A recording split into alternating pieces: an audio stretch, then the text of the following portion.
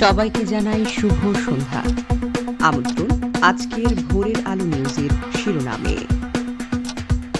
হাসিনা পরিবারের দুর্নীতি অনুসন্ধানে দুদকের টিম।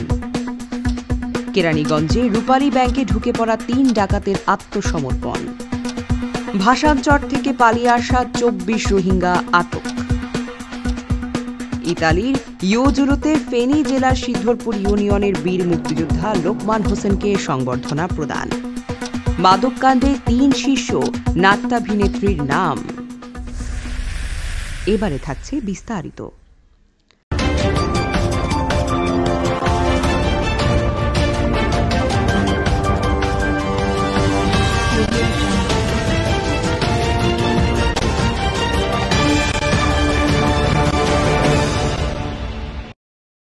সাবেক প্রধানমন্ত্রী শেখ হাসিনা এবং তার পরিবারের সদস্যদের বিরুদ্ধে ১৫ বছরে বিভিন্ন মেগা প্রকল্পে দুর্নীতির অভিযোগ অনুসারে গঠন করা হয়েছে।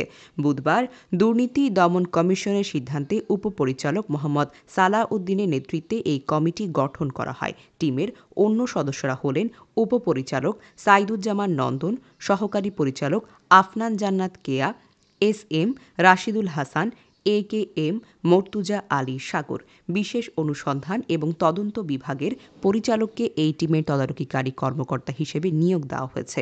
শেখ হাসিনা, শেখ রেহানা জয়সহ হাসিনা পরিবারের বিরুদ্ধে অনুসন্ধানকালে তাদের ব্যাংক হিসাব অবরুদ্ধকরণ, সম্পদ জব্দ বা ক্রোক করতে পারবে এই কমিটি। অভিযোগ, রূপপুর পারমাণবিক বিদ্যুৎ কেন্দ্র থেকে $৫০০ কোটি বেশি বা ৫৯,০০০ কোটি টাকা সহ বিভিন্ন প্রকল্পে ওঠা ৮০,০০০ কোটি টাকা দুর্নীতির অভিযোগ অনুসন্ধানে উদ্যোগ নেয় দুদক। অভিযোগে রূপপুর ছাড়াও আশ্রয়ন সহ ৮টি প্রকল্পে দুর্নীতির তথ্য আমলে নেওয়া হয়েছে। অন্য প্রকল্পগুলোতে ২১,০০০ কোটি টাকার দুর্নীতির অভিযোগ রয়েছে। নোয়াখালীর ভাষান্তরের আশ্রয় শিবিরের থেকে পালিয়ে আসা ২৪ জন রোহিঙ্গাকে আটক করেছে কোস্টগার্ড। আজ বৃহস্পতিবার ভোরে চট্টগ্রামের আনোয়ারার উপকূল সাগর থেকে তাদের আটক করে পার্কি সৈকত এলাকায় নিয়ে আসা হয়। কোস্টগার্ড পূর্ব জোনের আওতাধীন রায়পুর বাতিঘর সাবস্টেশনের সদস্যরা তাদের আটক করে। কোস্টগার্ড এবং পুলিশ সূত্র জানায়, ভাষান্তরের আশ্রয় শিবির থেকে একটি ইঞ্জিন চালিত নৌকায় করে রোহিঙ্গাদের একটি দল আনোয়ারা উপকূলের কাছাকাছি চলে আসে। ভোরের দিকে কোস্টগার্ড পূর্ব জোনের আওতাধীন রায়পুর বাতিঘর সাবস্টেশন সদস্যরা নৌকাটি পার্কি সৈকতের কাছে ভিড়িয়ে রোহিঙ্গাদের আটক করেন। উদ্ধার ২৪ জনের মধ্যে ১১টি শিশু, ৮ জন পুরুষ এবং ৫ জন নারী রয়েছেন।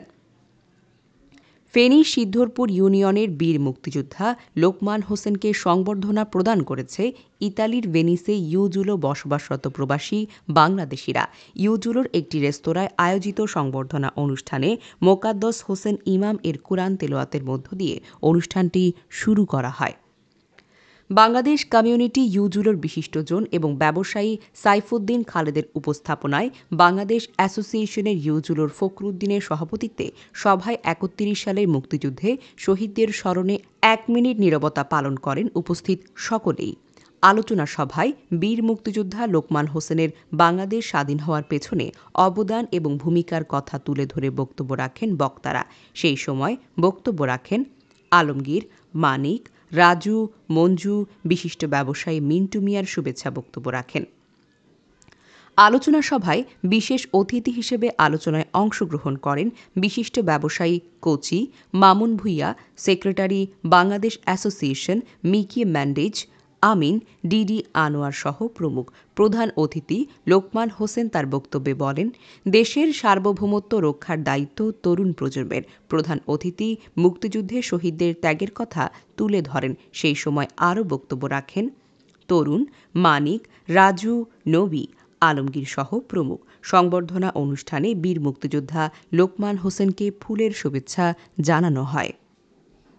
এবার মাদক সম্পৃক্ততায় দেশের শীর্ষস্থানীয় কয়েকজন নাট্যাভিনেত্রী এবং মডেল কন্যা ফেঁসে যাচ্ছেন। বর্তমানে দেশের শোবিজ অঙ্গনে যাদের জনপ্রিয়তা একেবারে তুঙ্গে, এদের মধ্যে আনাতোনি কেলি সাফা ওরফে সাফা কবির এবং মুমতাহিনা চৌধুরী ওরফে টয়ার বিরুদ্ধে মাদক সম্পৃক্ততার অকাট্য প্রমাণ পাওয়া গেছে।